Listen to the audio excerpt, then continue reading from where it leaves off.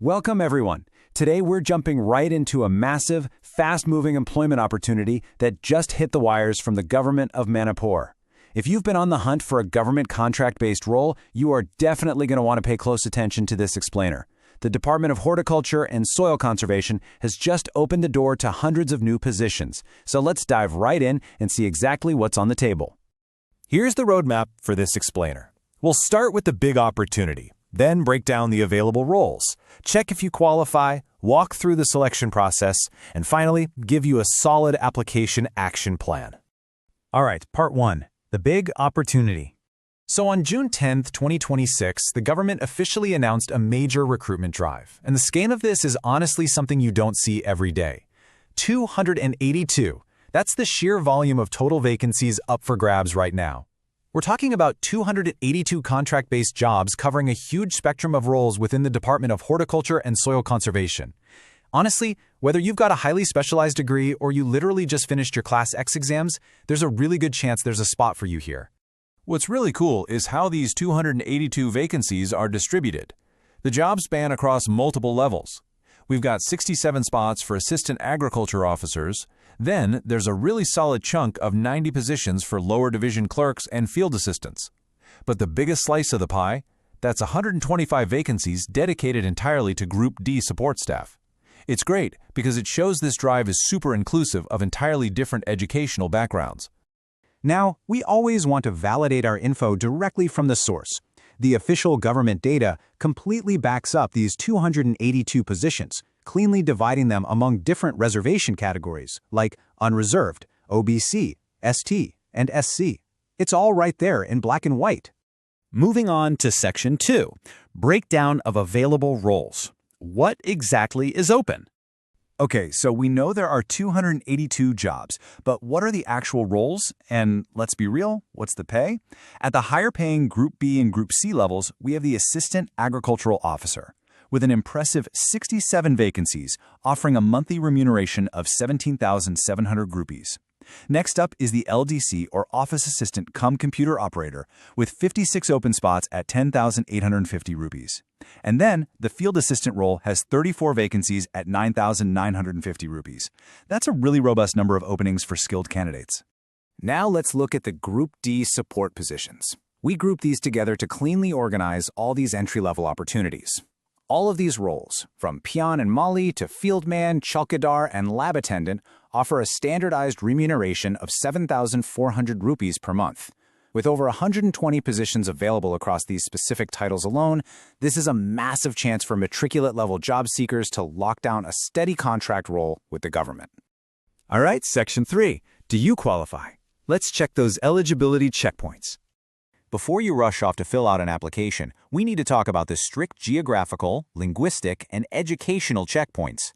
The department is crystal clear about who can apply. You have to treat this mandatory checklist as your absolute first hurdle. Number 1, you must be sponsored by your concerned employment exchange. Number 2, you got to be a citizen of India. Number 3, you must be a permanent resident of Manipur.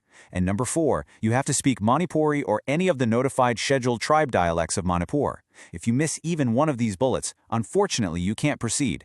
But hey, there is a fantastic piece of good news hidden in the notification.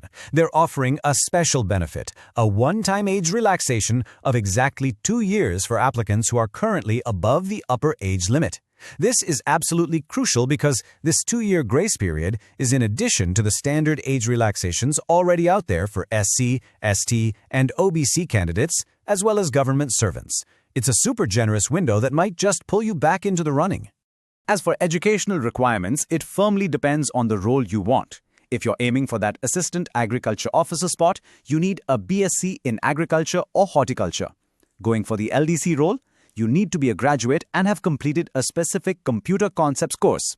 But if you're eyeing the Group D roles, like fieldman or peon, simply passing your Class 10th or HSLC from a recognized board is exactly what you need. Okay, Section 4, the selection process, or as I like to call it, passing the gauntlet. If you meet all the criteria, you've got to prepare for the actual exams. So how do they choose the right people? Let's contrast the selection modes so you know exactly what's coming. If you're applying for the Group B role, the Assistant Agriculture Officer, your gauntlet involves a multiple-choice written test plus a viva voce, which is an oral interview.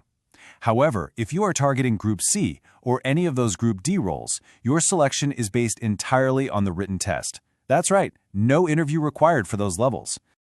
Taking a look at the official exam scheme, you can see a very clear breakdown. Let's take the Group D test as an example. It's a straightforward 100-mark test, 50 marks for general knowledge, 25 for basic mathematics, and 25 for the English language, all at the matriculate level. It's a completely transparent syllabus, so you know exactly where to focus your study time. Finally, Section 5, your application action plan, deadlines and steps. Listen up, because this is absolutely the most urgent part of our explainer. The clock is literally ticking. The official notification dropped on June 10th.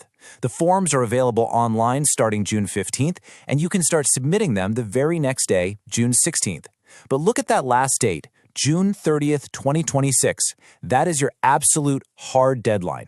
You essentially have a super tight 15-day window from the moment those forms go online to get your documents sorted, fees paid, and forms submitted. Seriously, do not wait until the 29th to do this. So how do you actually apply? Here is your step-by-step game plan. First, head exclusively to the official website, horticulture.mn.gov.in. Second, download the prescribed forms. I cannot stress this enough. They explicitly state that no hard copies will be issued from their office. You've got to print it yourself. Third, pay the correct application fee. And finally, submit the form along with your duly attested or self-attested documents. Now let's talk application fees. It's tiered logically based on the job level. For the Assistant Agricultural Officer, it's 1,000 rupees for General and OBC and 800 for SC and ST. For Field Assistant and LDC, it drops to 800 and 500 respectively. And for all those Group D posts, it's 500 rupees for General and OBC and 300 for SC and ST.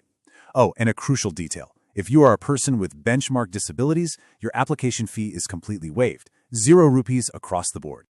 Just to leave absolutely no room for error, the official document confirms all of this. The website is exclusively horticulture.mn.gov.in, and that absolute final date for issuing and submitting forms is firmly locked in as June 30th, 2026. This is your definitive proof right from the directorate. So, we've covered the whole shebang. The scale of the opportunity, the educational requirements, the exam structures, and those incredibly tight deadlines. With 282 vacancies spread out across 9 distinct roles, the path is right there. The real question is, which position aligns with your skills, and are you ready to take action and apply before that strict June 30th deadline? Don't let this 15-day window close on you. Get your documents ready, hit that official website, and take the next big step in your career. Thanks for hanging out with me for this